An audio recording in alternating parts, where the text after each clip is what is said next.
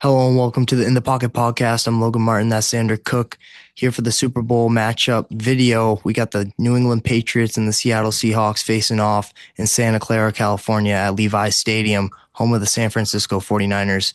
Seahawks favored by 4.5 points. The total is at 45.5. Seems like the public is heavy on the Seattle Seahawks. And, this is the first matchup, and the winner of the first matchup, which was the New England Patriots, if you guys don't remember, when Malcolm Butler had the game sealing pick in the red zone, picked off Russell Wilson when everyone thought they should have ran the ball. The winner of the first matchup in Super Bowls is 6-3 in the second matchup. So that also favors the Patriots. And if they win, they'd be the first team to, beat four top five defensives in the playoffs, which would be a crazy, crazy thing to conquer, especially knowing that everyone's been talking about their easy schedule they had in the regular season. Well, how about facing four top five defenses in the playoffs to, win a Super Bowl if that's the case? And then the Patriots also looking to win their 12th Super Bowl. They're in their 12th Super Bowl, looking to win their seventh. And that would pass your Pittsburgh Steelers for all time in Super Bowl wins, which I would have bragging rights for the rest of the podcast history because I don't know if the Steelers are going to win another one. I don't think they will. Probably not anytime Not in my soon. lifetime. I already won two. I guess I'm content with it, but man, I like for the rest of my life, I don't think we're ever gonna sniff the Super Bowl. And Xander had a pretty cool stat. Sam Darnold and Drake May would be the first quarterbacks from their alma mater in college to win a Super Bowl. So Drake May would be the first North Carolina quarterback to win, and Sam Darnold would be the first USC quarterback to win a Super Bowl, which you mentioned it is a crazy thing to consider, knowing how many great quarterbacks have came from USC. I mean, yeah, you had just a lot of great quarterbacks coming out of USC, not in the NFL. I mean, Carson Palmer was a dog in his early years for Cincinnati, but Matt Leinart was a awesome prospect coming out of USC. Didn't pan out in the NFL. You do have Caleb Williams now, who can ultimately go to the Super Bowl, but Yeah, Sam Darnold, man, first yeah, USC QB. Can you believe it? yeah. Right before we dive into the game, into the matchup, I want to ask if you guys can like, comment, and subscribe on the video and on our channel. Helps us out a lot. Shows your appreciation and and appreciating this kind of content that we're coming out with. This is the Super Bowl matchup video, obviously, but we'll be coming up with a couple NFL players coming back on the podcast to do an interview. Our next podcast guest will be eight-time NFL veteran. We won't give the name away, but you guys are going to have to tune in. That'll be on February 9th, I'm pretty sure. We'll do that video and get that edited and posted. The Andy Isabella video did great. Just under Amazing. 500 views, a lot of great feedback. Really excited for this next one. I think this next one will be special. 22 total touchdowns throughout his career. That's a pretty cool stat too. So, but yeah, we'll go right back into the Seahawks Patriots Super Bowl matchup. Let's start with the Seattle Seahawks on offense. You want to talk about that side of the football a little bit? Yeah, I mean, that offense has been outstanding this season. It's a big reason why they have that 14-3 record. I mean, Sam Darnold, we thought for a little bit in the offseason, can he continue his success like he did in Minnesota? Can he still be that guy for McDonald's team? And so far, he's panned out. He hasn't played at an elite quarterback level like he did last season, but he didn't have to be. He has guys around him that elevate the team where Darnold doesn't need to be that elite quarterback for Seattle. He just needs to play as a good quarterback. And that's what we saw this season. He's been throwing the ball, just letting that thing fly. He's had some turnover issues throughout the season, but he's been that leader offensively. He's just been the leader on the team. And it's so good to see him have his success, man. I mean, you look back at his New York Jet days, everyone gave up on him. The Jets gave up on him. Gets shipped off to Carolina. Carolina gave up on him. Now you're thinking, can Sam Darnold ever be a starting quarterback? And here he is, one win away from being crowned a Super Bowl champion. That's pretty freaking cool, man. So all credit where credit is due. Good job, Sam Darnold. We're happy for you. Then you also have Kenneth Walker. He's the leading back now. Charbonnet's injured. So can Kenneth Walker find success on the ground against that stout New England rush defense. It's hard, man. I mean, that New England defense, they didn't give up rush a ton of rushing yards to the Chargers. They didn't give up a ton of rushing yards to the Texans. They barely gave up any rushing yards to the Denver Broncos. Now you have Seattle. Kenneth Walker is coming off I think he's had 1 or 2 games with over 100 rushing yards in the playoffs. Can they stop Kenneth Walker? And I think they do. I think that Patriots rush defense is just way too good right now. And then you have the receivers, Jackson Smith and Jigba, Cooper Kupp. You have tight ends in there. This is a great offense for Seattle, man, but it is going to be a test against that New England defense. So I'm excited to watch it. Yeah, I'm excited too. And you look at that draft, 2018 draft, that Sam Darnold was a part of. You look at the other quarterbacks in that draft class, to consider that Sam Darnold is the first of that group to make it to a Super Bowl is Right? crazy, man. I mean, we're looking at Josh Allen, Baker Mayfield. Uh, who else? Who else am I missing? Lamar Jackson was in that Lamar, draft yeah. class. Yes. I mean, that's a that's a superstar quarterback draft class, and Sam Darnold's the one who makes the Super Bowl the first time. I mean, out of those four coming into the season, you probably say he's the worst. But again, Exactly. proving everyone wrong, proving I think he's the reason the Minnesota Vikings general manager just got fired because of his Oh draft yeah, decisions and definitely. because he chose to go down the route of JJ McCarthy other than re-signing Sam Darnold, which seemed to be Kevin O'Connell's idea was to resign, bring back Sam Darnold, knew It what he was, knew what yeah. he saw from him. KOC told the GM that he's like, JJ isn't ready. He's not Right. ready yet. Yeah. But I mean, I've really been impressed by what Sam Darnold's been doing. And it makes him look a lot better when he isn't asked to do as much. You look at Matt Stafford and what they ask him to do on the football field. I mean, he'll throw the ball 50 times if he has to. Sam Darnold last year on the Vikings had to do that.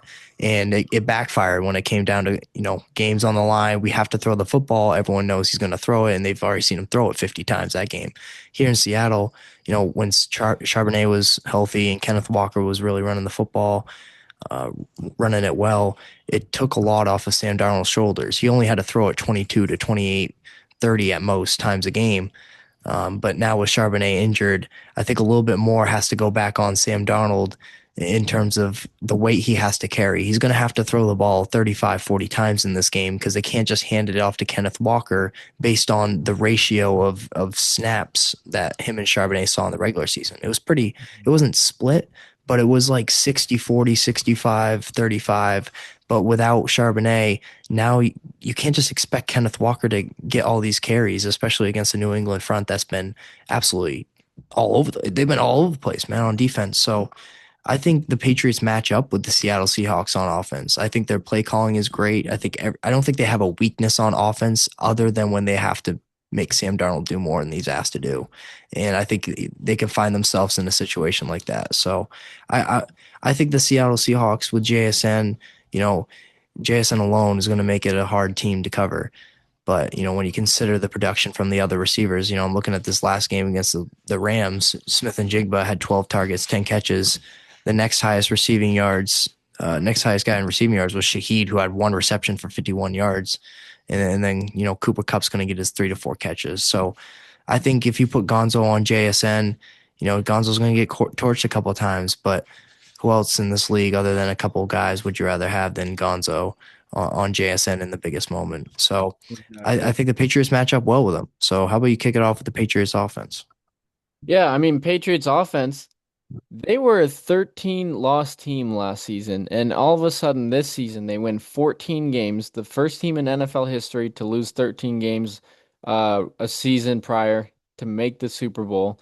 The following season, you have Drake May at quarterback. Mind you, this kid is in his second year at the NFL level, and he is well on his way in 2 hours maybe winning an MVP, adding MVP to his name.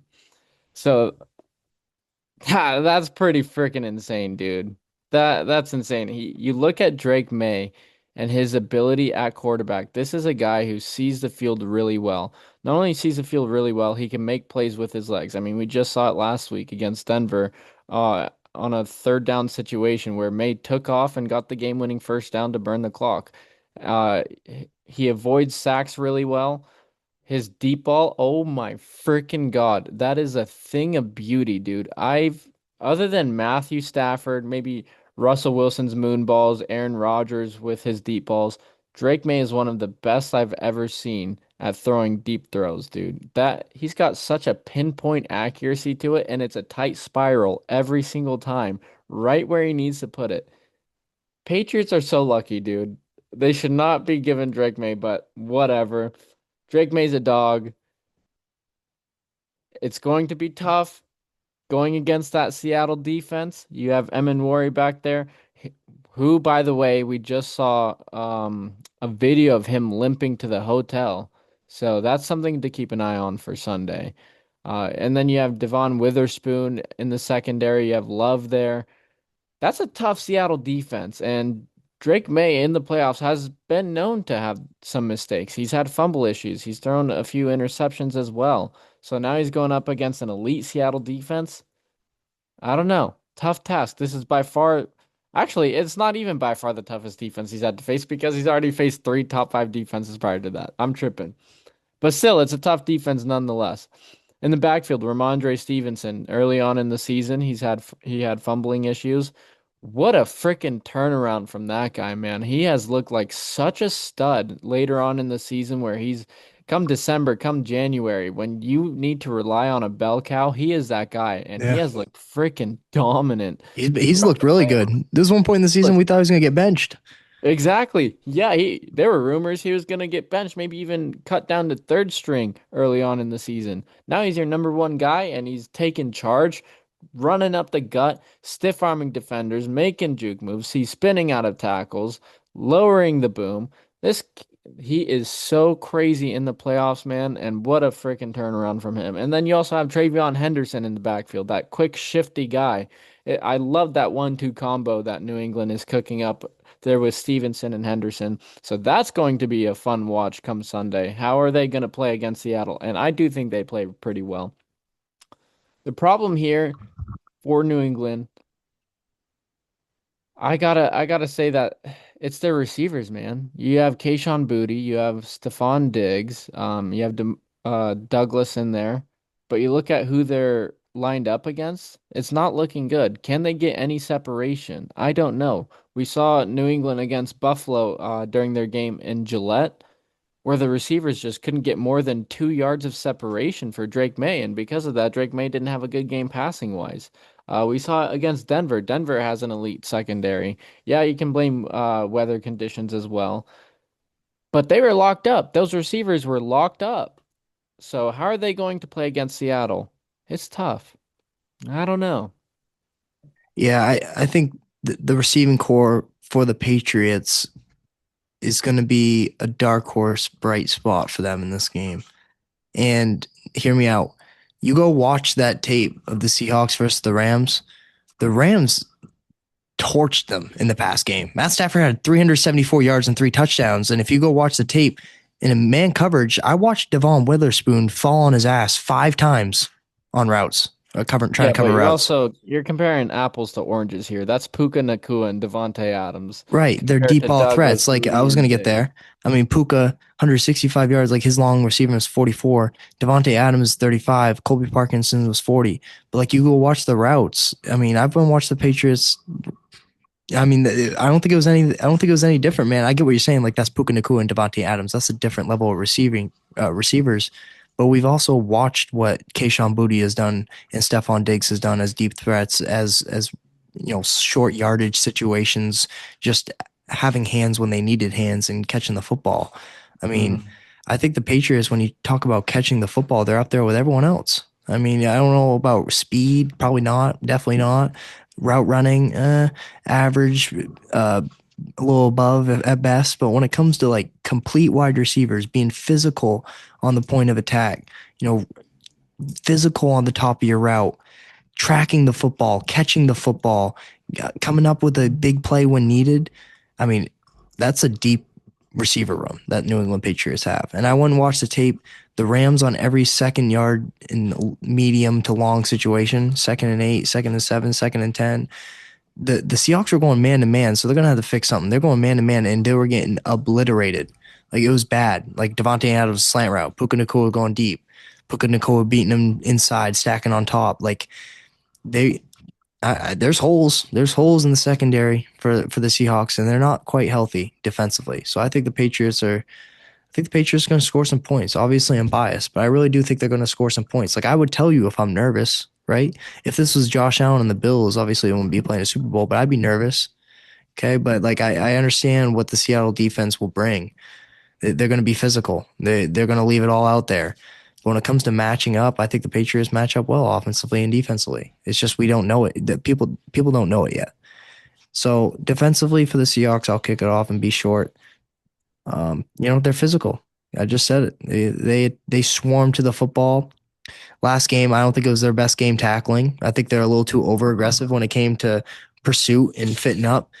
And they can't let that, you know, bite them in the butt in this game. I mean, the Patriots are going to blaze you. They're not going to beat you downfield unless Trayvon Henderson gets loose or Williams on the outside has a route. But they're not going to just run by you. So the Seahawks are going to have to tackle well in this game. If they don't tackle well, Patriots are going to turn 6-yard plays into 10, 11, 12-yard plays and going to move the sticks. Patriots Hmm. suck on third down, man. So Seattle's going to have to figure out ways to get them in third down situations because that's when all the pressure's on Drake May and they can send blitzes and trust their guys in man-to-man coverage and short yardage situations. That's when it works out for the Seahawks. But if they're getting torched on 2nd and 7, 2nd and 8 like they were against the Rams, you go watch that tape, watch the film. The Rams had a completed pass on every second down for like the first 5 completions. It wasn't any other down. It was second down, second down, second down, second down, second down, first down. And I'm like, okay. But like the Seahawks can't allow that to happen. They have to get the Patriots in third down situations. I talk about the Patriots matching up well with them. Yeah, but like it's hard. You can match up with whoever. But when it comes to the game of football, it comes down to who blocks the best and who tackles the best. Seattle Seahawks are going to have to tackle really well in this game. And they're the best defense in the league. It's first or second. Them or the Texans has been proven. So, yeah, I think matchup, I'm happy with where the Patriots are at. But Seattle's a physical team, man. They're going to bring it. Yeah, absolutely. My prediction for this game, a lot like what you said, Patriots match up really well with Seattle. I'm seeing the public play Seattle covering the spread at 4.5. I don't see that. I don't see Seattle covering. I think New England covers this game. You look at their offense, it's even with barely any receiving cores, uh, Drake May is still playing at an MVP level. He's had over 30 touchdowns. He barely turns over the football. You look at their defense, it is one of the best in the league. They can force turnovers, they can get to you and create some pressure for the opposing quarterback, force him into some tight windows where it's either picked off or it's a bad incompletion. So New England matches up exceptionally well. And then you look at special teams. Even special teams, they match up fairly well. I mean, Shaheed, yeah, he's an elite return man. He's got all the characteristics of Devin Hester in a way, but Jones is still an elite returner. I love Jones as a returner. So even on special teams, they still match up pretty well. This is a close game, in my opinion. I could even see it being a low scoring game, but Seattle has just been the better team. I can't even say better team in a way where they blow out their opponents, where they're facing some Yeah, tougher-ish I get what you're saying.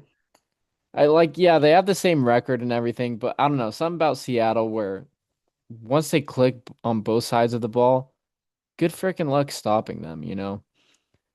I have to take Seattle here. I just think they're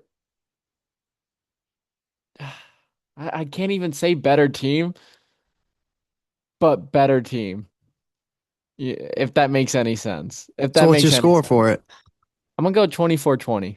24-20. Okay, so Patriots covered by a half point. Yeah, this game is going to come down to how well the Seattle Seahawks play on offense. Because if the Patriots are getting gashed defensively, I can't see the Patriots offense keeping up with them. So when it comes to this game, I'm going to pick my Patriots because I'm biased. Yeah. I'm not completely comfortable. It's going to come down to the wire. But the Patriots defense is going to have to play their best game of the season, and we've seen a They've lot of been great doing it all performances. playoffs. I mean, yeah, we've seen a lot of great performances, but it's going to happen now. Like you have to have your best game defensively right here, Mhm. because if you, yeah, you play good defense, but on 3rd and 12 you allow a 44-yard deep pass to JSN or Shaheed, like that just flips the momentum of the game. And I can see stuff like that just happening in bits and pieces. Like the play action game for the Seahawks is beautiful, man. Oh, it's killer, Beautiful. And dude. it's because JSN, Cooper Cup, and they got a couple tight ends who can, and Shaheed obviously streaking down the field is going to grab attention of safeties and corners, and it's going to open up plays to the sideline. So give me the Patriots 23-20. It's going to be a really good game. I'm not completely comfortable with that You score, know, but I like it because if New England shuts down JSN, they win this game, plain and simple. yeah, I think yeah. if you shut down that one guy, you win this game I can see because Kenneth Walker going crazy in this game for some reason. I don't know what it is. I can see him going for 150 yards. I don't know why I sleeper think that. MVP pick. And the Patriots' run defense is amazing. Okay, I'm just scared. I mean, he didn't really have a good game last game. He's going to have to break it open in this one. I could be completely wrong, but NFL awards show is in two oh hours. yeah, Want to give your quick pick. Give your quick all right, pick. all right. My quick pick. I've been updating it as the season went on. So, my awards, I'm locking it in. Coach of the year, I'm going Mike Vrabel. You're a 13 loss team last season. You win 14 games in the regular season, and you win the division. That to me deserves coach of the year. So I'm going Vrabel. Comeback player of the year, Christian McCaffrey. First time in a long time we've seen him healthy throughout the entire season. And oh my God, was he crazy, bro? Running the ball, receiving the ball. He had what, over 95 catches as a running back? That's insane, dude. So I'm going CMC with my comeback player of the year. Defensive rookie of the year. I'm going Schlesinger. What a freaking dog he is in the middle of that Browns defense. He was top five in tackles as a rookie, and he's going to be someone that Cleveland enjoys for years to come. Offensive rookie of the year, I'm going Tyler Shuck, man.